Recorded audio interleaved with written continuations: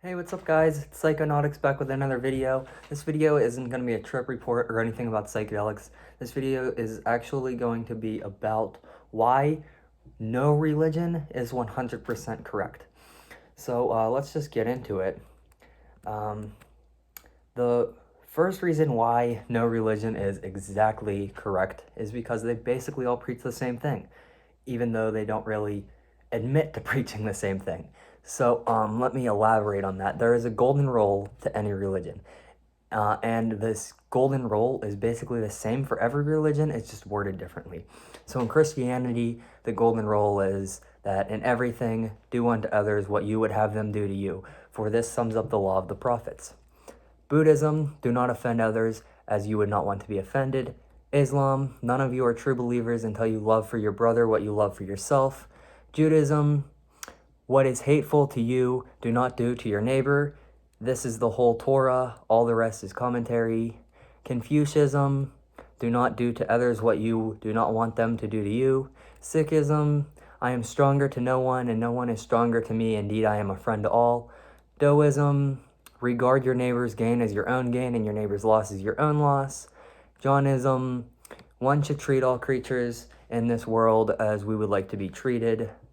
And then Aboriginal spirituality states, we are as much alive as we keep the earth, which is like a newer one. But if you look at any of the older religions, right, any of the ones that have already existed for thousands of years now, they all state the exact same thing. It's just worded differently. They all state that we should love everyone, you know? So after analyzing this, it's very obvious that the golden rule of every religion is to love everyone. We are stronger together than we are as individuals, and we should treat others the way that we want to be treated. However, many religions and churches preach against this, just proving that they don't even understand the beliefs that they're forcing onto others. I have quite a few problems with religions, and it's because they constantly try to keep people from the truth, which is what we want. We want people to find the truth, be enlightened, figure things out for themselves, not just have someone tell them something and then be like, oh yeah, that sounds right. Like, no, because most of the stuff didn't even sound right. It didn't even sound accurate, which we'll get into that in a minute here. But basically, many religions also share the same symbols, proving that all beliefs and of all religions coexist and line up with one another, which they do. The biggest symbol found throughout multiple religions, and the one that I've noticed the most, is the pine cone, which represents the pineal gland or the third eye. The pine cone symbol can be found on the Egyptian staff of Osiris. In Hinduism, the deity Shiva is constantly being depicted with hair in the shape of a pine cone.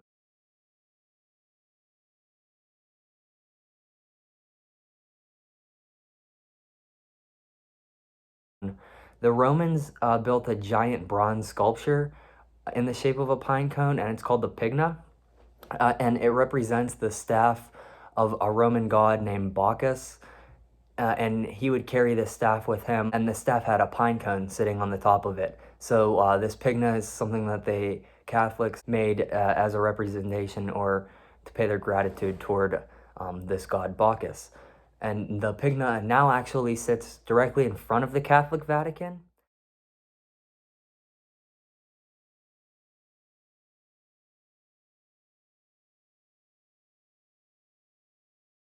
In modern religion, we see the pine cone represented on the Pope's staff.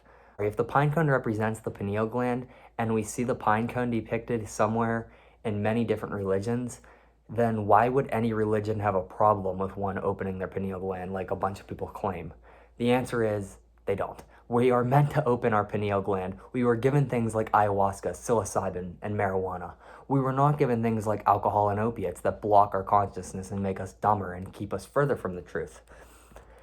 So the next thing is that all religions, they also believe in basically the same God. Or not basically, but the same God. There are many different gods and deities represented throughout religion, but the most popular God here that we talk about is God, the spirit of our creation, or our creator. This is the spirit that created us, and it is the universe. The spirit is everything. It is both good and evil. It is all moments of all time. It is the molecules that surround us, the frequencies we hear, and the terahertz that we see in the universe.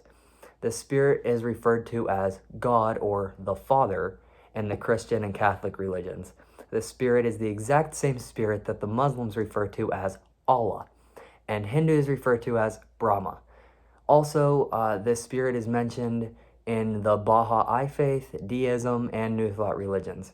Beyond that, there are countless deities and gods mentioned throughout multiple religions that are actually very similar, which is why it's important to do your own research and choose for yourself what sounds most factually correct and accurate. The other reason here is, for the most part, religions are factually incorrect. At the end of the day, most of the things mentioned in religion can be proven, and many of the stories throughout religion can't be taken too seriously because, after all, they're stories.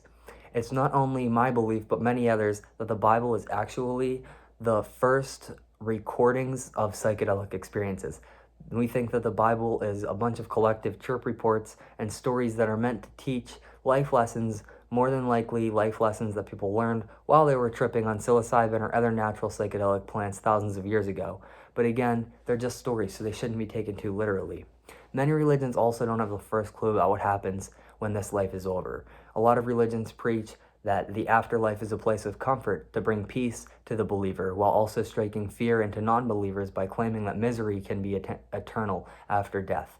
Some religions, such as Hinduism, have a good understanding of what happens after death by claiming that we start our journey to the next life after death, which is true unless you attain moksha, which they also mention. However, the beliefs as far as hell and the nakaras is concerned are quite far off, in my opinion. While I do believe that heaven could possibly exist, I don't believe that hell exists, because I believe hell is a state of existence. We're going to be punished in our physical form here on earth for our karmas that we have had in our past lives. We're not going to go someplace horrible or anything like that. I think there are a few things that could happen in the afterlife that would be potentially bad, but I don't think it's anything crazy like what hell would state or anything. We are either rewarded or punished in our next life based off of the karmas that we make in this one, as I just said. And I'll get into all this in a different video that specifically talks about death and what happens when this life ends.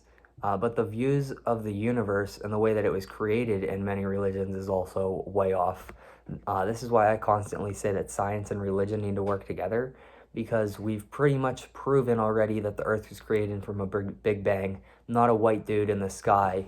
But that doesn't mean that this spirit of our creation didn't somehow set the big bang into motion. And then the views of these gods or deities and the way that they look is pretty far off. Like, the spirit of our creation doesn't have a physical form. God does not have a physical form. It's not a man or a woman. God is simply everything. It is spirit. It is consciousness. It's spirit. It is everything. And also, Jesus wasn't white. I'm just saying, there's no way that Jesus could have possibly been white. So with that being said, many religions preach the wrong things, which is why it's important to stay open-minded and see things as they truly are. However, many religions prevent people from doing that, especially when the believer wholeheartedly believes a religion and thinks that it's 100% correct, because again, no religion is 100% correct. The truth is that we will never figure out all of the answers, so we shouldn't foolishly believe that we've already found them, especially in any religion that exists at the moment.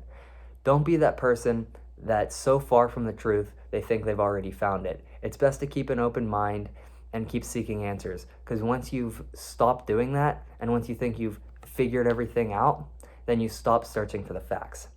So that's pretty much sums up this video, guys. Thanks for watching it. I hope that I enlightened a few people. Hope that you learned something. Other than that, have a good one.